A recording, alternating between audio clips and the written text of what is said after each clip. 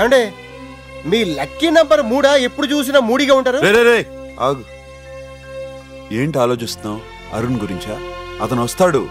వాళ్ళ నాన్న 6 నెలలు అన్నాడని కంగారు పడకు, అదంతా అబద్ధం.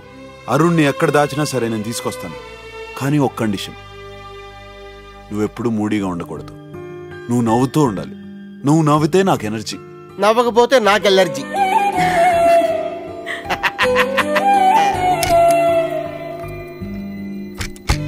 ఏంటను ఇంకా పడుకోలేదా?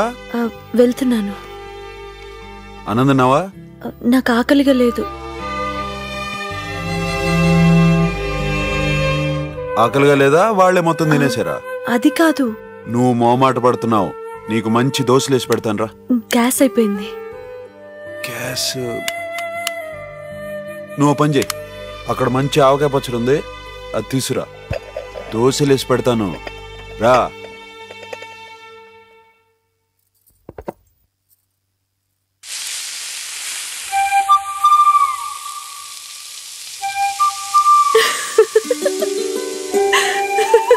అను రా, దోశ రెడీ.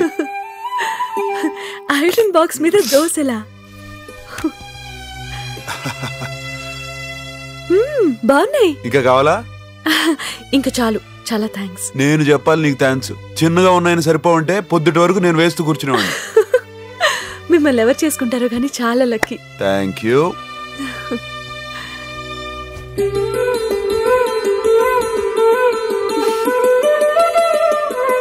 హే అను, నువ్వు నవ్వుతే బాగుంటావు. ఇలాగే నవ్వుతా ఉండు, ఓకే? అరుణ్ నీ నవ్వు చూసే ఇష్టపడి ఉంటాడు.